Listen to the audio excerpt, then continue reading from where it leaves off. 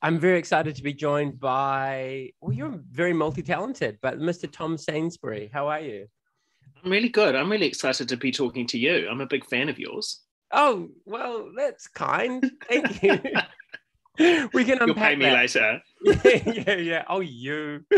Um, I think I first met Tom when I used to do a little independent radio show, and you came up to promote a play you were doing with Yes, Nat Medlock. That would have been over that's 10 years right. ago, 10 or 15 years I ago. know. I know, Yeah, we're old maybe now. 10 years, I think. Yeah, And that was the something like first time I that. met you, BFM, that's right. Yeah, I good was times. instantly intrigued by you.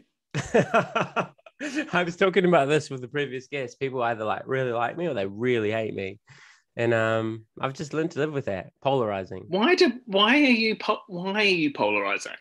What do people what's the problem that people have with you? I've said some stupid things, like don't get me wrong. Oh God, I'm gonna have to do my research. Do your research. Yeah. Was that an intentional pun, given that we're living in the time of COVID-19? Exactly. No, it Well, wasn't intentional. I oh, very rarely intend puns. well, you just ooze cleverness. Why do people just like me? I don't know. I guess I have strong opinions, and I used to throw them around the internet like an idiot, like all the time. And I have strong views around alcohol and drugs and pornography and all these sorts of social issues that are hot topics. And Mm. I've had them for a long time, but so admittedly in my youth, I was like painful with my expression of what I believed. Like I was one of those painful, straight out of university, like blah, blah, blah. Oh, right. And Do I you would have thought mind? I was deaf. Do you mind people not liking you? Yeah, I really hate it. I used to really hate it. And now I just hate Yeah. it. Like it used to really, really, because I'm quite naturally insecure. Like I have Mm. naturally really low self-esteem, and it took me a long time to come to some degree of self-acceptance and thinking I'm worth something. And Yeah. so there's a wounded little kid inside me that when people tell me to kill myself on Twitter, it really gets to me. Oh my Um, God. So people have told you to kill yourself on Twitter. People have called me a rapist. People have told me I'm a meth dealer. People I'm a child abuser. But the thing is that I've just come to learn that that's true of anyone who has any degree of anything. I mean, fuck, you don't even need a public profile. You just need an internet account, and then you're fair game for other people, right? I think maybe Twitter's the worst. If we're to rate them, Twitter gets the worst, right? In my Reactions. experience, yeah, Yeah. I have a terrible addiction to it. Like I'm like, I should just delete my account, but I keep Yeah. getting drawn back there like a terrible black hole. Yeah. Where would you? What? Because we're friends on Instagram. So like, Mm. would you say Instagram was kinder? Instagram is, um, yeah, insurmountably kinder. It's Yeah. like a kinder platform. I think it draws people there who are just not political. Like Twitter, if you look at the demographics, is a very Yes. political space. It's people who are political pundits, journalists, Mm. actual politicians. Um, and it's actually a really small percentage of people who use Twitter, if you look Mm. at it compared to other social media platforms, but it's very influential. Like it, Mm. like it can make or break someone's life or career, even, you know? Mm-hmm. So yeah, it's an interesting one. Do you get that? So actually, we're kind of getting ahead of ourselves. For those who have not had the joy of encountering your work, Mm. tell people what you do. I guess most people know me online as making kind of comedy content for Facebook and for Instagram. That's my main kind of thing. And it's sometimes political satire, sometimes it's just kind of like my kind of observations of New Zealand life and New Zealanders. And so lots of kind of character comedy. That's my deal. And I'm also on TV shows and things like that sometimes. So that's me. You're also a published author and playwright. That's right. I've done so many plays over the years. Maybe two of them are good. 50 of them, my soul cringes just thinking about them. And then like television, like I don't want to be like vanity, I try and kind of combat that. But sometimes, I tend to go for the more fringe characters, I guess you could say. I'm never the leading. I'm never the dapper leading man. And what do you enjoy most out of all of that? You know, your social media, comedy. Okay, is that something you monetize? Like, do you make a living off your sketches online? The sketches, like, there's been opportunities for like patrons, and there's also like been Cameo and things like that. Like, there's been opportunity and sponsored content and things like that. But I kind of like, it makes my skin kind of crawl doing it. Like, I don't mind other people doing it, but it doesn't really sit very well with me. And I also like, it also kind of means that you have to kind of deliver, and I want an exit strategy where I can just kind of give up everything today. So like, having to commit to something long term, this is across the board. This is me. This is my general life. Like, a 1 day job is just brilliant because I feel I can handle 1 day. But if someone's like, we need you for 6 months, like if I was to do a full-time job, I would screw it up so bad. So I don't make money from doing my sketches, no. You just do it because you like making people laugh. I do. I love it like that. And it's like a real, I get a lot of satisfaction out of that. And when I kind of get it right, but also it does lead to, it can lead to me doing advertising for a show, and then suddenly so many more people would come to my show just because they've seen my stuff. So it's like it does equate in a more obtuse way to how to make money. And also, like, I'd get like television gigs or something like, or MC gigs, just because people know who I am, and so that's where the money kind of comes from. Right. And I really like that you put money secondary. I think that's really refreshing in our society, right? Like, I think it's really cool to hear that. It makes me very, I mean, it's bad because you've got to be sensible about money and stuff, but I'm still now struggling with, like, I want the money gone as soon as it comes in. Or like, we're talking about, like, I don't own a house, but I've got friends who've only buying their second property, and that kind of makes my, like, someone monetizing housing and stuff like that just makes me feel a bit icky. So it's something I have to kind of deal with. Oh, I really appreciate it, because I'm the same, man. Like, I just was this kind of like punk kid who wanted to make the world better and never really thought about saving for a house and yada yada. And then I'm like, oh, now I'm 40, like, and I've got responsibilities and a child to look after. Yeah. Yeah, I'm the same as you, I guess, because you put yourself through university studying arts, is that right? Yes, I did English literature, was my major in the end. Yep. But I did like anthropology, sociology. I kind of did all the humanities. Yeah, I'm the same. I'm actually back at university doing sociology as a master's degree. Like, oh, fantastic. Oh, thanks. Yeah, I'm well behind. I should be using this time to write, but I'm like, I'm going to start a podcast. Yeah, good. Oh, that's cool, man. So, going back to, I guess, the online space being a difficult space, you got really well known here in New Zealand for your political satire. And politics, I've found, is a really nasty space to find yourself in. Did you find yourself kind of at the center of any sort of online vitriol, or have people just been able to take it like a champ and laugh along to what you've done? I think I've got many thoughts on this. I think that people were more, I'm left-leaning. I describe myself as a progressive. So often I would find it easier to take the piss out of conservative people and right-wing politicians. But I also find that they either don't give a shit, or they are much better at kind of taking it with a grain of salt or laughing at it as a general popular. In fact, I really haven't had any kind of bad experiences with politicians, because I think I've positioned myself in a good place for me, whereas if they do complain or they do have a problem with it, that's going to reflect badly on them. So it's like I'm naughty, but it's kind of working out in my favor. But have I been, I mean, there have been some things where I've kind of I've pushed, my comedy's gone a bit too far, or it's struck a nerve with people, definitely. But then that's just kind of that's just in comments, and then kind of the next day you do your next video, and then everyone kind of forgets, for me.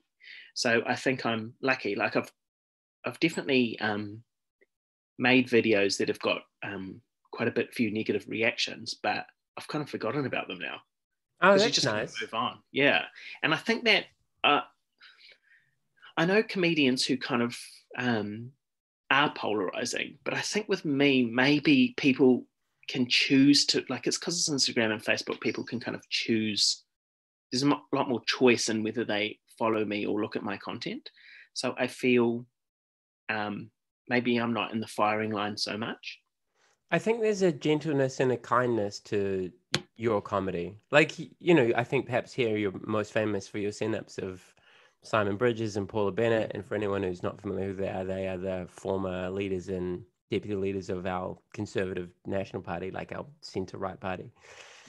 But they're not vicious. Like, yeah, like I kind of, it's because I would say that now I'm kind of friends with Paula Bennett since she's kind of quit politics. And I met Simon for the first time as well. And I think these people are, I just can't help but kind of appreciate their humanity, I guess. And also know when you're kind of researching a character, which essentially in a way I was doing, even though I was taking the piss, you kind of can't help but kind of sympathize with them, or you kind of see their kind of humanity or their nuances, or when you watch an interview and they're obviously like all bravado or they're shitting themselves or whatever, you just can't help but kind of sympathize with it. So I think there's like no kind of politician I don't like. And it's also that thing of like, hate the sin, but not the sinner. That's my take on it. So these people can do outrageous things. And maybe I'm being naive and stuff like that, but that's my kind of take on it all. that's really beautiful. I feel quite touched by that. I know, but I follow politics, right? Like I used to think, oh yeah, one day I'm going to get into politics, and I did a degree in politics. And in the last 5 years, it's just become horrific in the way that we other people, and there's been this massive political polarization, and we can't see the humanity in one another, let alone in our elected representatives. Yeah. And yet here you are saying, well, I'm left leaning. I might not agree with the policies of the Conservative Party, but they're still people. Is that what? I think so too. And I do, even though like it rolls me up and stuff sometimes, the kind of debates and the sides of it, I'm like, it's healthier to have multiple viewpoints on an issue. Even if some of them just roll you up and make you so mad, it is, I do think it's important for debate and to have different people represented in Parliament. So having these different parties. And I do think it's like a blessing in disguise that we do have a multi-party system, whereas you look at America and it's so kind of one or two, you've got two options essentially. And I think the whole world would be a lot different if the states had MMP, or kind of like their Green Party was more present, or their Libertarian Party was more present, or something like that. Yeah, I totally agree, because you see that filter down into this real siloing and echo chamber effect on our social media tribes, and then you get the Capitol riots. Do you know? Like these are people who never get at least a counterpoint to what they're consuming online, and they become increasingly divorced from reality. Like, correct. Divorced from reality, but also like you have to kind of, people who are extreme right will have to kind of band with the people who are center right, and like even if they don't agree, and it's the same with progressives and with corporate Democrats as well in the States, they all have to kind of band together even if they're very diametrically opposed. And yeah, I see that here too. Like you see Billy TK getting arrested the other day at his lockdown protest, and there are people who support that. And then when I was younger, I would have been like, they're bad people, or they're ignorant, or they're stupid. But now I'm like, well, they just don't read the same books as us, or they've got different information streams. And I find it really hard to I used to sort of demonize our group, and now that I still have my beliefs, but I'm more moderate in my presentation of them, I find that you get attacked for being moderate. Do you know? Like, it's a tricky place to navigate, man. It's really tricky. But I really do think there's something about switching it off. I think that you can live without having to deal with it. Yeah, right. And it's mostly online, like it's mostly mostly online. You can just switch it off and not deal with it, and then kind of people forget. But you'd be a very publicly recognizable person in New Zealand. You must get people coming up in the street and be like, "Hey, bro, can I get a selfie?" Like, they're more kind of like my demographic, small woman, age 45 to white woman, age 45 to 55. Really?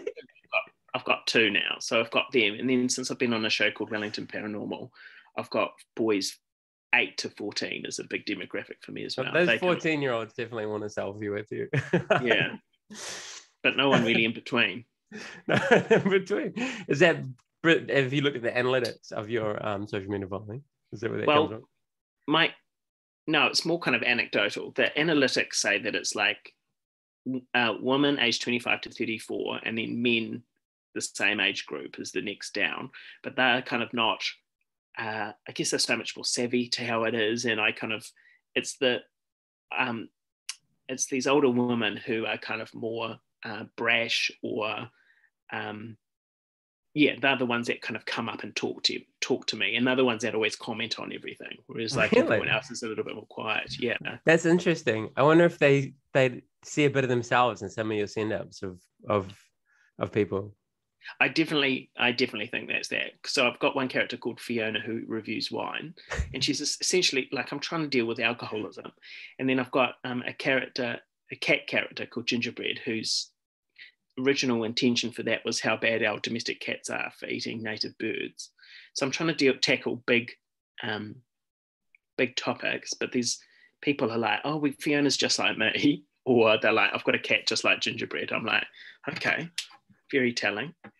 When you say you're trying to deal with alcoholism, do you mean you're personally trying to deal with alcoholism, or as a social issue? As a social kind of issue.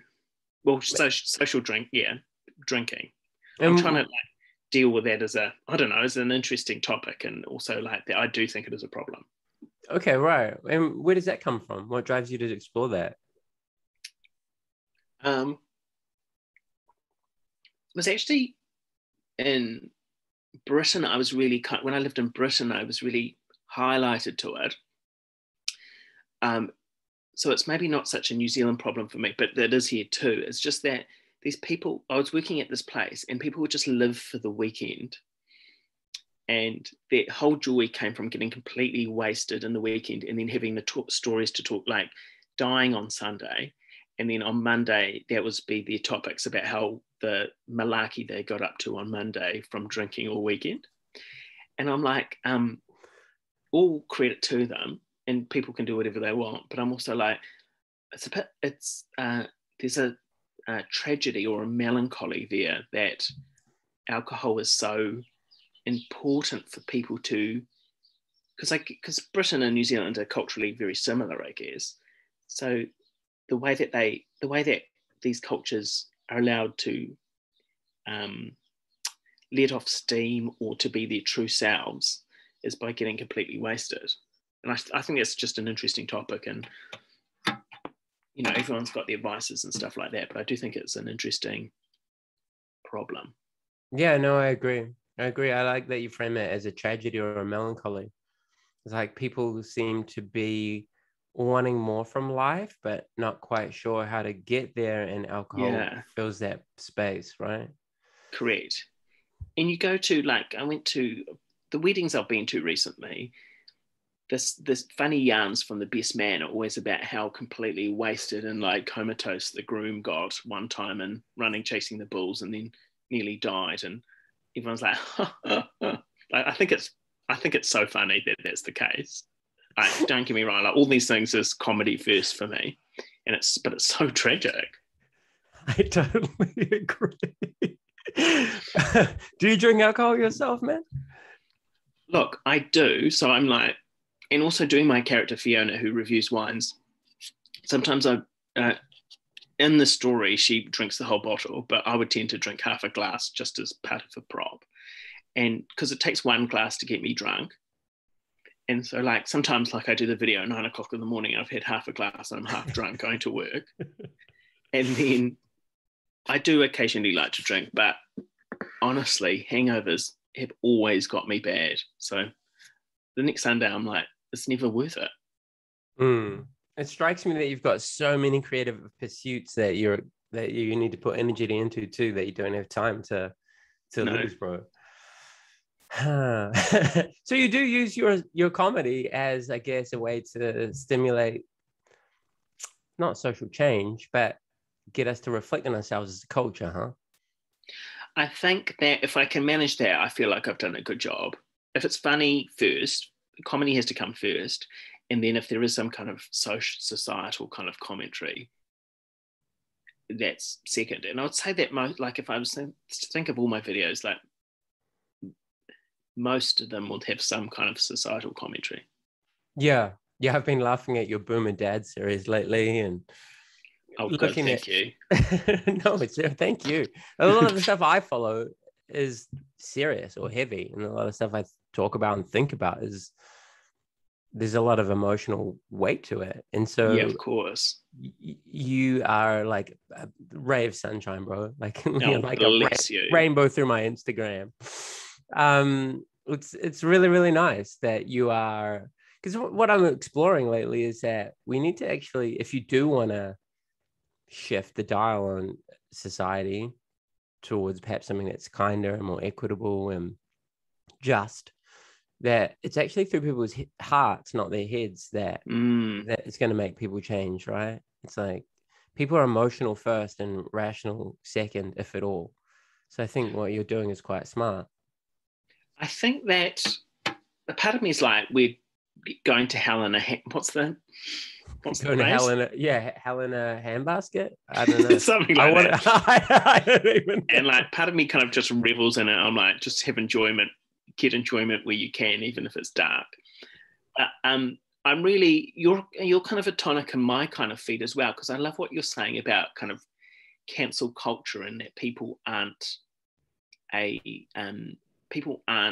one tweet or one concept, or people can kind of change, or and I really love that. And I think that's a voice that, or a kind of an argument that isn't heard or considered. So thank you. Oh, you're welcome. Well, I've been cancelled a couple of times, or piled on really badly. And the first time it happened, it was it was a real shock. I was like, where is this coming from? Like, I didn't understand the ideas behind these people's arguments and the behavior and the things he'd say to me. So I've spent 5 years, like literally, like my bookshelf over here is full of, heaps of books that I've mail ordered, looking at the modern phenomenon of cancel culture. And it's not what I think a lot of people think it is. A lot of people have this idea that it's just boomers complaining about cultural change. But it's not that, like, I don't actually have a problem with that. I'm actually like you, a progressive political leaning. And I'm happy to see things that are racist and sexist no longer being socially acceptable and people pushing back against them. But when I talk about cancel culture, it's this real public ostracism and shaming for people's mistakes, real or imagined, because sometimes it's just people having to go at someone they don't like, and you can cut them out of the context of who they are and what they do and portray them however you like, and then cause them to have a mental breakdown. Like, as someone who speaks in schools, I see the impact that perhaps not cancel culture, but online bullying has on people. And to me, it's kind of one and the same these days. You just put a political lens over it, and you're like, yeah, this is fine. It's good we're doing this. I hope that person kills himself. Yeah. That's the end result of it, man. Bums me out. I mean, it bums me out because I see it led by people who profess to have kindness and progressive politics at the forefront of their minds. And I'm like, that doesn't seem kind, though. Like, that doesn't seem like a just thing to do. Like, what happened to due process or forgiveness? And that's where it ultimately comes down to, like, in the work I do around violence prevention and stuff. I work with men who've been horrific. Like, they've committed horrible crimes. They've killed people or assaulted their partners or abused their kids. And if I want to actually shift those things, I can't just, I'm never going to walk into a room full of offenders and be like, you guys are all fucking pieces of trash.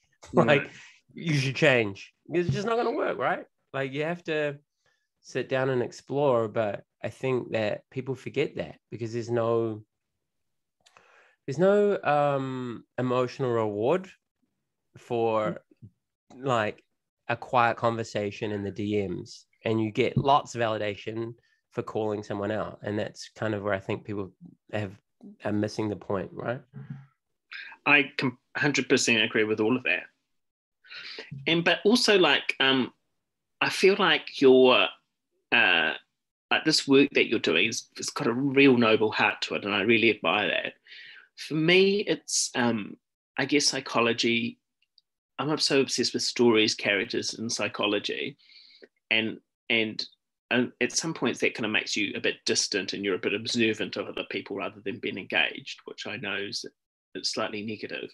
But like, I'm always drawn to the people. I find it fascinating, people who have like screwed up big time, and then have kind of gone through that. And I love it when my friends and stuff are like really frank about all their kind of shortfalls or the things, their big screw ups. I love that much more than people who have been good and pious and haven't really experienced that from the get go. Do you know what I mean? Like, I much prefer.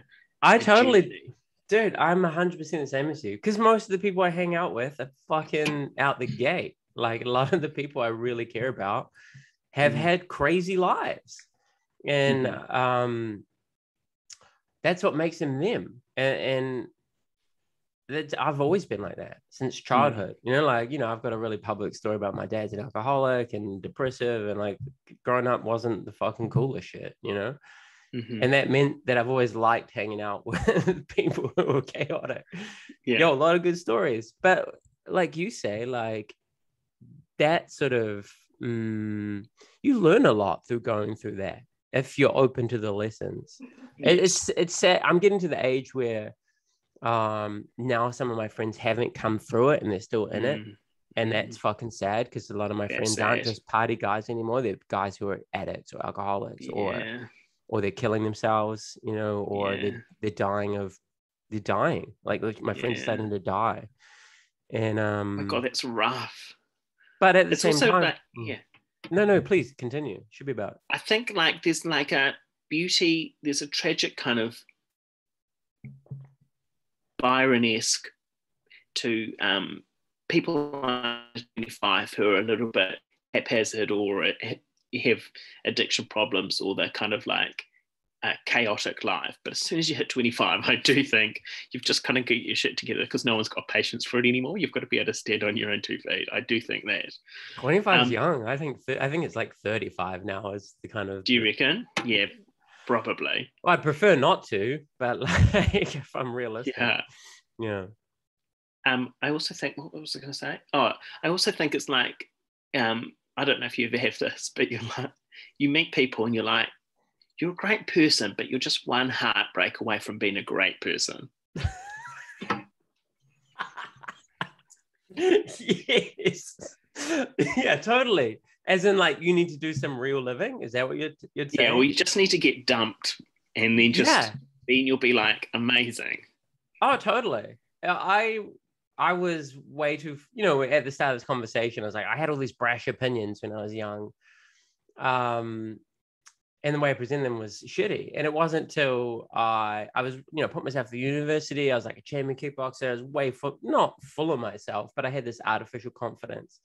And it wasn't till I fucked up my marriage and got divorced and went for about 5 years of like depression that I was like, now I'm actually a way fucking better person now. And like, I'm much more human. And yeah, so on a personal level, I really relate to what you're saying. I think some of it's just aging, right? And I get sad that we live in a culture which kind of uses old as a pejorative. You know, like as soon as you hit 40, you're no longer culturally relevant in some people's eyes. Whereas in fact, a lot of the people I really admire are in their 60s, 70s, you know, like there's so much depth that comes with every year if people are open to exploring the human experience. Well, I find as you get kind of, it's I agree, and there's a cultural focus on youth, but every time I kind of, as I get older, you kind of, I become more interested in older people. Do you know what I mean? So I'm like, I Yeah, still right, feel like right. there's so much kind of interest. I'm like, give me a good 90-year-old that's still with it. I'm like, great. Bro, I got into this conversation with a 92-year-old woman at the tire shop the other day. At the tire shop of all places. I know. I was just, I needed to get a new tire. Yes. Boring story. And she was working there, was she? Yeah, dude. She was a whiz. Whiz on the jack. Now, homegirl she got out of her car and she looked a bit unsure. And I was like, oh, do you want me to repark your car? Because she was talking about it. And when we got into this talk, yo, she was so cool, bro. She was 92. She was sharp as a tack. She'd lost it. She met her husband just after the Second World War. Was in the Merchant Navy. She had 7 kids. She lost one of them to not miscarriage. The child died in its infancy. She had 20 grandkids. She had so much going on. Gorgeous. It was she was gorgeous. Her name was damn, I feel bad. I forgot it. I love that you managed to get so much information out of her from such a short time as well. Oh, I go hard, bro.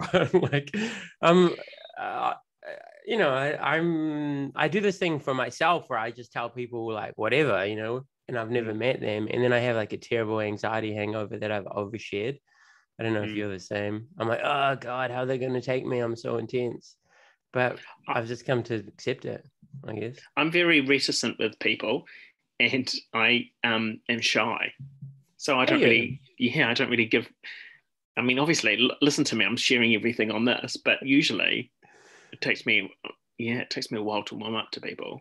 That's unusual. Well, it's not unusual. It's unexpected for me to hear that, given your life is so public. You put yourself on stages and television and you're on the gram every day and Snapchat and... Yeah. But is that because the character is not you? I think so. I don't know what I think. What it actually comes down to is being my whole life is tuned into being a good entertainer, and my favorite kind of my friends who are so good at conversation and stuff are so good at telling tales and stuff like that, and sharing of themselves. That I guess when I'm in the conversation, if there's not a kind of, I'm just so aware of the performance element of it, and so I'm like, I'm not hitting my marks, I'm not reaching the climax of my story very well, and then I kind of talk myself out of it, if that makes sense. Yeah, it does make sense. What's next for you? Do you have, I imagine it's hard in your industry with COVID, no theater, TV shows must be on hold all the time. Yeah, my true passion is probably, if I was to just choose one thing to do, it would probably be to direct feature films, which is strange because I filmed one last year and we were going to do pickups starting tomorrow. We've got to do 4 days of shots that need to be redone and then the whole film's kind of done, but obviously it's had to postpone. So I think the next thing for me is to try and finish that film, and then hopefully that'll lead to another film and so on and so forth. Do you have a whole production company and everything will sign and people to distribute it and all the commercial back end set, or are you just writing it and then? It's we've been talking with distributors. It's an interesting one about in this climate on how to release something, and I want the whole. So we've been talking with distributors, but there's a whole kind of rollout of doing festivals and things like that. I don't know if you're aware. You have to try and get into the A-class festivals, and when they reject you, you go down to that one. But there's also why there's a whole argument of dating, exactly. There's a whole argument about why even bother going. You'll reach people online, and there's a part of my ego or my kind of performer side that wants to be in the theatre so people can kind of watch it in the cinema. So we'll see what happens. And in terms of funding, it was all kind of self-funded, private funded, and the team that I've been working with, we won the 48-hour film competition a couple of times, so we've got a whole lot of prize money to throw at it as well.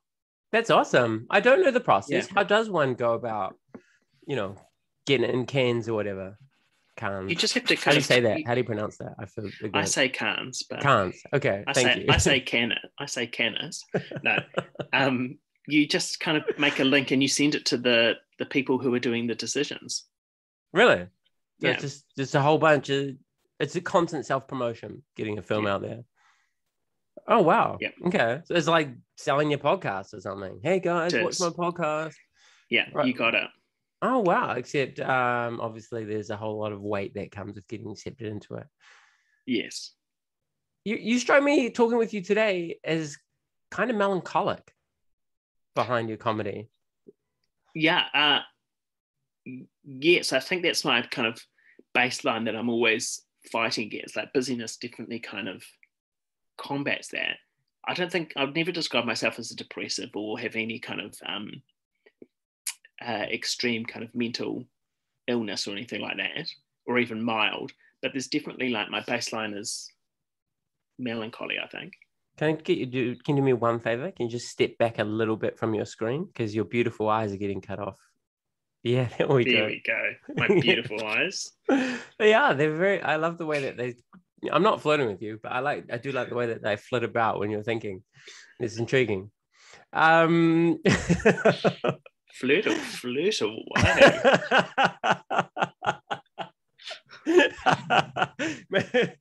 Maybe I will. You could.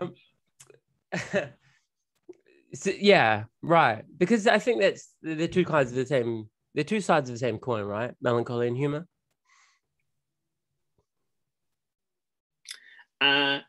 Well, specific comedy, like Melissa McCarthy, who's one of my heroes, like she'd be in my top 3 inspirations. So she's the actor that's in Bridesmaids, and do you know the one?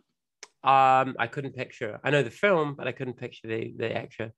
She's the one. She's like rotund. She's short, and she's what else is she in? She's in lots of films. She was in Ghostbusters. Blonde hair and no, that's Kirsten Wick. So she's the one who wore the pearls. Who anyway? Okay. She's one of my heroes, and she was like, what attracts her in stories is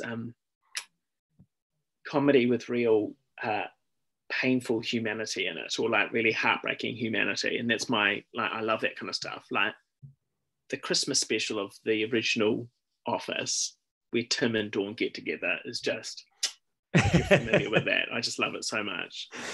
Who are your top 3 comedians? Dawn French, Melissa McCarthy, Ricky Gervais, probably. Oh, I love Gervais. I'm not familiar with the others. I'm sorry. That's right. Dawn French used to have a TV show. She's the vicar of Dibley, and she's also with French and Saunders. So Jennifer Saunders had Absolutely Fabulous, but they used to do stuff together. Yeah, I know who you're talking about. I've not followed her work, but I do follow Gervais. I loved Afterlife. That was such a touching series. Talking of melancholy. Yes. Speaking of melancholy. Yeah, very. I think that's the peak of melancholy. Yeah, it was the peak of melancholy, and it was such a delightful exploration of the human experience. Mm-hmm. I really, really enjoyed that show. I like Gervais because he's got a forthrightness to which I wish I had. Like, yes, I'm scared of the internet and saying the wrong thing and having the wrong ideas and telling people to get fucked, like, and he doesn't. And obviously he's too big to cancel, right? Like he's like, well, cool, I'll just go lounge around in my mansion. Whereas I'm like, oh, can you please hire me to speak at your event? Yeah, exactly. No, it's not true what they said about me on the internet. 100%. Yeah, I love it. And it's just brashness with it. And I think Larry David as well, like Curb Your Enthusiasm is, for me, he's a superhero. He just basically takes all of this societal norms and just exposes them for how ridiculous they are. And all these social norms is like what I buy into and I have anxiety over, and being polite and all that kind of stuff. And he just flips it on its head. Really? You buy into societal norms? God, yeah. I'm a real, my biggest kind of karma to overcome is like being a people pleaser. And like so much of it comes down to that. All my kind of issues come down to that. And if I could just free myself of not worrying about people liking me, it would just be like, oh, my life would transform. Yeah, I'm it's the still same, frightening. man. Yeah, I'm totally saying my partner, she's like, dude, you just need to like give less shits about what people say. Like you'd fly if you didn't give a fuck as much. But Yeah. I find it really hard to just I'm like everything I'm really honest about most things, but there's a bunch of stuff or the way I respond. Like even Claire's like, you're actually like a chilled out, funny person offline, but online it's quite serious or sad or like it's just one avenue of you. It's not. Do you know what I mean? Yeah. And part of that's because I'm scared of like people are gonna fucking hate me. I find it's so interesting, because like I'm like, I just want to encourage you not to give shits and just be this bombastic person. It's so funny, but obviously when you're in someone else's, like, it's so interesting hearing you say that. Well, I'm the same as you. I mean, I'm going to tell you the same thing. Like, you're great, dude. Like, you're such a talent. And basically, you're just being kind and getting us to reflect on our society. And you have your reservations and shynesses and insecurities. I know, it's ridiculous, right? Right? It's when it's someone else, right? yeah. When you have to deal with it yourself day to day, live with it. I know. You have to live with it 24/7. It's much harder. Yeah, I know. You're not living in this brain, bro. It's just hard. Culture's changed a lot. Like I mean, do you mind if we talk about this? You can tell me to fuck off if you're not, but you're an out gay man and you live with your partner, is that correct? That's right, yeah. Is that been it doesn't strike me as something that's filtered through your work though? Like it doesn't strike me as your work's political in the sense of gay liberation or overcoming the homophobia that I don't know if it's like internalized homophobia, but that kind of all that rainbow stuff really just bores me. I'm just not interested in any of it. And I think with like I think the forefront of that kind of pride and queerness lies in people of color. Like I feel like me as a white man who's quite like not straight acting, but I'm not kind of like incredibly femme or anything like that. I think it's like in my experience, I get a lot. Like I never have any kind of bad reactions living in Greyland, Auckland, or even like visiting anywhere. Like I've never really come across homophobia at all. So I feel like it's not really a topic that I should really address because I'm probably the most in that subculture. I'm the most privileged. Okay, yeah, because I try really hard to like follow the emerging conversations around these things. And I used to do alcohol and drug harm reduction work for the council and do work alongside rainbow organizations, because if we look at high rates of substance abuse as a marginalized community, really high rates of drinking and drug abuse for actually, but the bi community have really high rates because you're not part of one or the other, right? Yeah.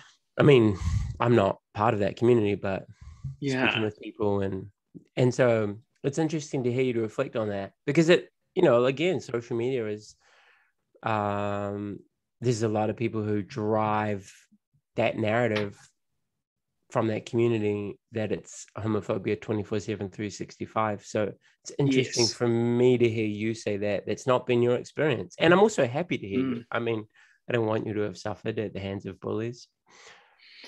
I also kind of like, I don't know, like any kind of personal, I think this is just a maturity thing as well. Any personal attacks, I'm like, clearly that's kind of your issue that you're dealing with. And I'm one of the few things I guess I'm happy with about my behavior is letting that kind of stuff go. Like the minimal times I've had it, I've just been able to realize that it's their issue that they're kind of dealing with. It's an interesting one as well because me and my I make theatre with this one guy called Jason Smith, and something we're really interested in is the fact that LGBT has all been lumped together as one group. But within that, the experiences, like I feel like my experience is a lot closer to like a white straight dude than it would be to like a trans person of color. Like it's so that we've been Yes. put together as a group, I think maybe that concept should disband. Yeah, I agree with you. I think that about pretty much all groups these Mm. days. Like we talk about everything as monolith. Like Yes. monolith. I'm terrible at speaking English.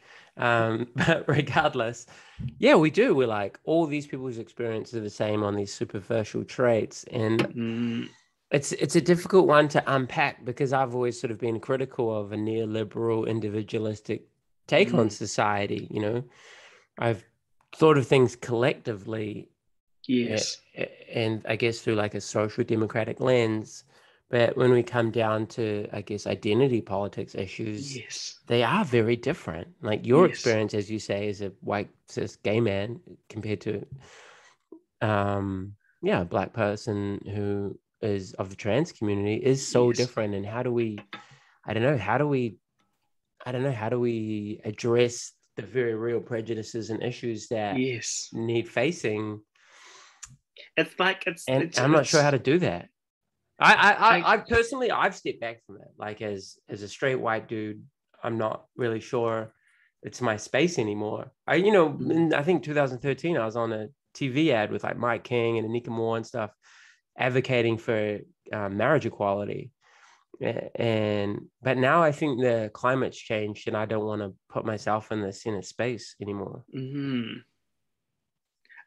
You're so right. You're so interested. Like, obviously, a collective and more voices behind one thing and pushing issues and things like that. You're obviously a lot more powerful as a group. But then I'm like, I don't really believe in groups because there's so many subtleties inside it. So I'm like, I don't know. I think, and you're same again, the neoliberal individualism or libertarianism and things like that. I'm like, that's not good either. So I don't know. Me neither. Because it's a weird one, man. Like my personally wealthiest friends, one's a refugee and one's an immigrant who didn't speak English up until it was like 13 or 14, and now they're like millionaires and they've worked really hard and they like slept in their cars and went to university, or they're out the door at like 4 a.m. You know, like they've kind of been like, you know, I'll be like, oh, you should vote Labour or you should vote Greens, and they'll be like, no, fuck that, bro. like I work really hard and I can't argue with them. And it's about how do you, I mean, I can argue with them I don't anymore. I don't care as much as I did. But if I'm honest, but it is difficult to overturn a person's lived authentic experience like that. To be like, well, if you're talking about things in a data set, do you know what I mean? Yeah, 100%. Yeah. Do you bother getting involved in those sorts of debates when it comes to politics, or? No, I don't. It's more, there's no kind of changing people's point of views. I think, like I've got like maybe 3 elections ago, I'd have been really heated and really kind of opinionated and stuff. But now I just A, don't care, or B, have given up. I'm jaded by changing people's opinions. But yeah, me too. I'm so jaded. I just want to interview comedians. It's fucking awesome. Yeah.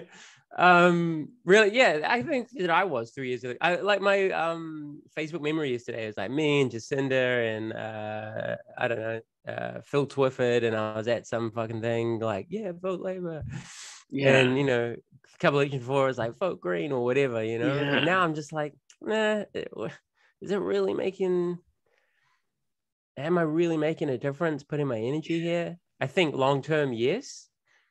You know, like I do know that the way the system is set up still favors the minority at the expense of the majority. Yes. But I'm not sure if screaming at people about who to vote for is the best way for me to make it change. 100% in agreement. I wonder if people are going to be looking at us and be like, look at these fucking white dudes. I know. Sell out motherfuckers. Exactly.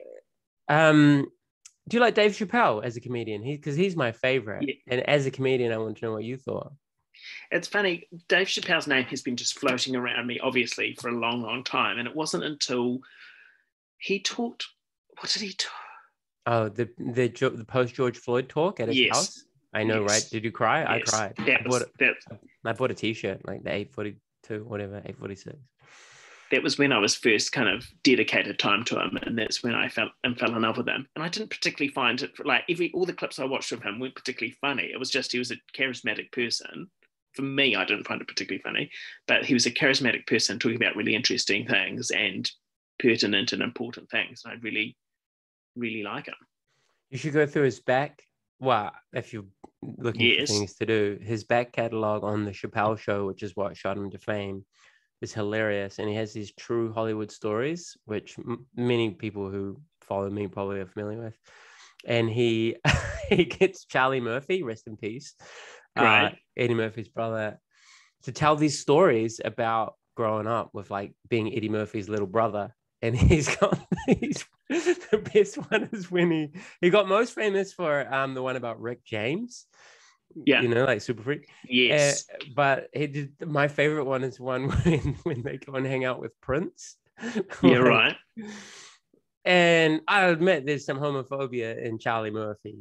Right. But it's a very funny piece. Like, go check it out. It's on YouTube or whatever. Great. Perfect. Like, tell me what you think. Dave Chappelle being Prince is fucking amazing, I think. I love the idea of him being Rick James as well. Oh, yo, him being Rick James is. Have you not seen that, bro? I've seen clips of it. Yeah, I've heard. It's the dialogues in my brain. Yeah. It became like it became pretty like memed. Do you know what I mean? What do you call that? Memeified? I don't know. Yeah. let's have memify.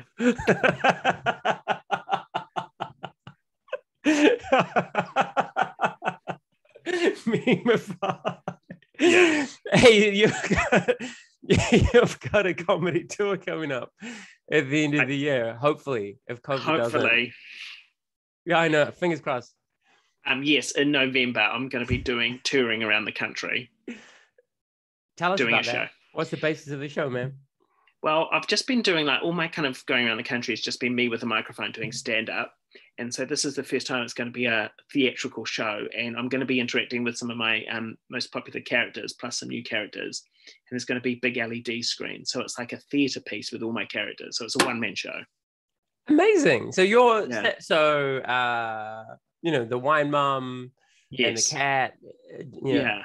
They're all going to be...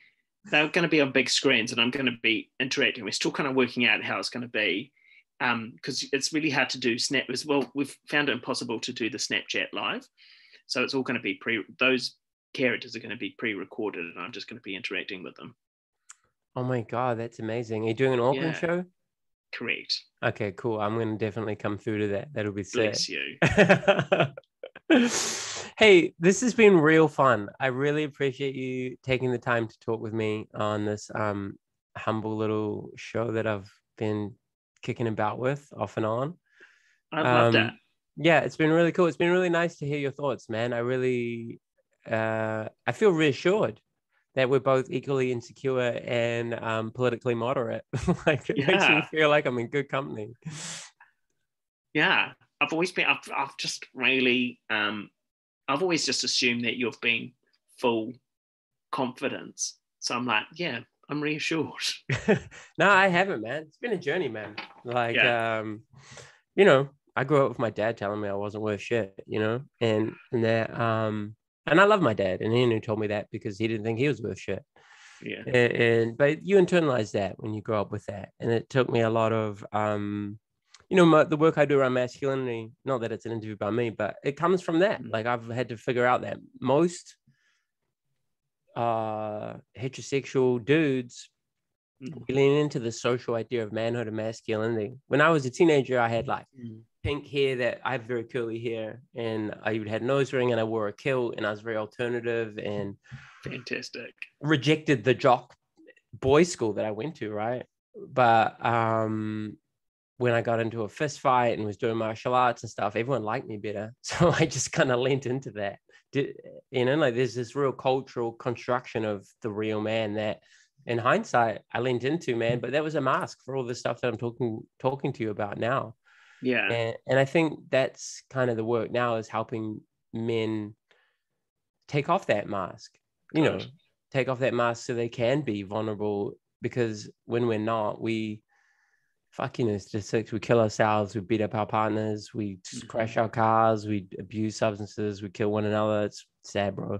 So I just think you're awesome for living in your authenticity, man. It's sick. It's very brave, and I love how you do that. Thank you very much. I'll talk to you soon. Talk to you soon. Peace, my homie. Bye. Peace.